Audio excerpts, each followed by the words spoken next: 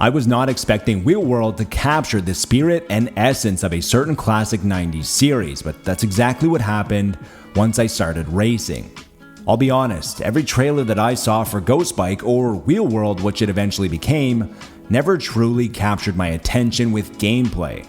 It was always on my radar, but that was due to the beautiful Ligne Clair art style, the hazy electronic soundtrack, as well as the pedigree of the people behind it. However, once I started playing Wheel World, a wave of nostalgia hit me as I quickly realized that it's a modern day Road Rash. Where most attempts have tried to emulate the formula and failed, Wheel World captures the essence of what made Road Rash beloved and succeeds by modernizing it.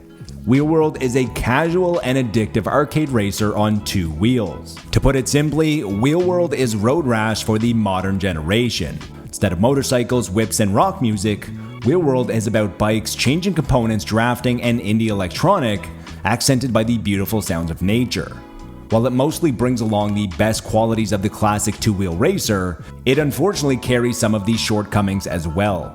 Before jumping in, we just want to take a few seconds out of your day. If at the end of the video you enjoyed it, subscribe and see more like it. Video games is a positivity-first outlet, so let's start with the positives about this game. Wheel World is the newest game from Meshoff, the studio behind Nidhogg, and their first entry since 2017. In Wheel World, you play as Kat, a cyclist who wakes up in the forest of what looks to be some sort of bike heaven. You have no idea why and how you got there, but you quickly meet up with Scully, an immortal bike spirit who has lost his rider and has had his bike stripped of all of its legendary parts. All that remains is an old rusty bike. You need to help Scully find all of his legendary lost parts so that he can reach the Sewer of Spirits and Mount Send. Once there, he will be able to send spirits to the moon, completing the Chain of Life. The quest for legendary parts begins by unlocking shrines similar to Breath of the Wild. Unlocking shrines will increase your boost gauge. Boost is essential to success and it will recharge slowly over time, or you can take jumps, draft behind people, or find unique components with bonus perks, all of which will help your boost recharge faster. The shrine will also highlight points of interest around the map for you to go and discover what they are. Wheel World is a joy to play thanks to its addictive gameplay loop of roaming around the semi-open world looking for coupons and bike parts hidden around the environment, tweaking your bike with new components you find to squeeze everything out of it, and most importantly, finding races. In the words of the developers, roam, race, and wrench. The ultimate goal is to beat the region bosses, as this is where your legendary parts have ended up.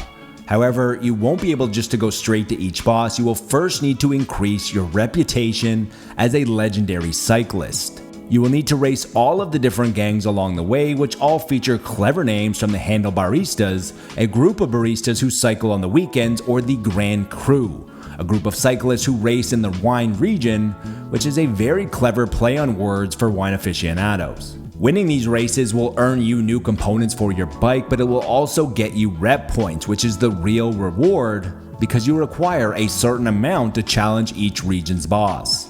Each race has a total of 4 potential rep points to gain. First place, top 3, finding the letters KAT in the race, and beating Tom's time.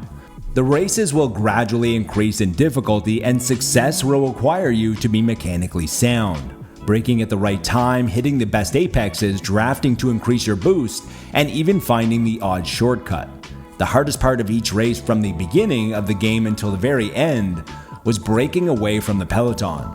As for those components you will find, they will increase your overall bike stats in 4 categories: power, aerodynamics, handling, and grip. It's not always bonus stats across 4 categories, which means that you're going to have to determine which is the best bike build for you and the type of race. Exploring these worlds is a very chill experience thanks to the sounds of nature, but it's also accented perfectly by some hazy electronic beats. The soundtrack is handled by Italians Do It Better, and the score works perfectly when cruising in the open world, but they will also see a tempo spike during the races that feels completely natural. The premise of Wheel World was intriguing as you awaken in a forest and you want to learn more about Kat, but after establishing the characters, Wheel World failed to expand upon them and Kat barely has any more lines of dialogue.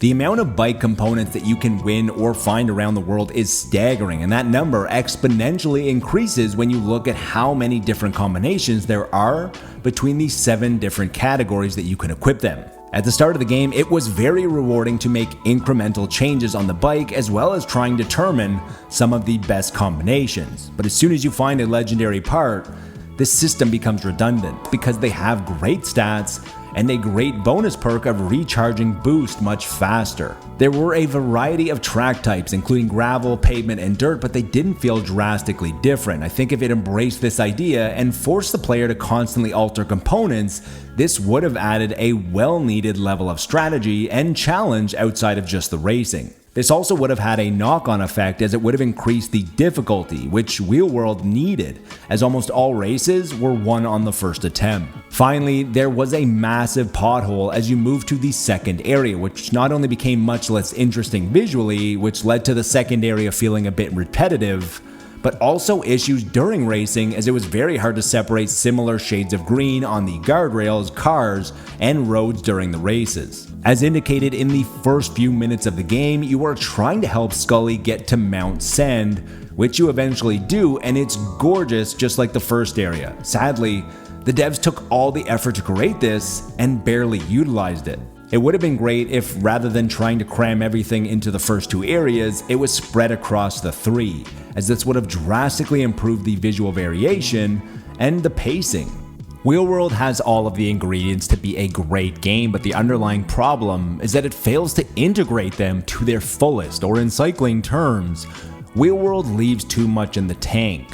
Wheel World is a whimsically good time. Everything from the short 5-hour playtime, its carefree soundtrack, the beautiful visuals, and the tongue-in-cheek writing. The gameplay loop of racing, roaming, and wrenching was initially very satisfying, right up until the point when the wrenching aspect became slightly redundant, with the only logical choice being to equip the legendary parts. Wheel World is a game that finds itself in the middle of the Venn diagram between Road Rash and nature-loving cyclists. Even with the shortcomings, there aren't games like this, and as a result, Wheel World finds itself in the upper echelon of cycling games. Let me know in the comments below what you think is the best 2-wheel racing game of all time. That's all for today, but until next time, be good to your fellow gamer, but more importantly, be better to your fellow human.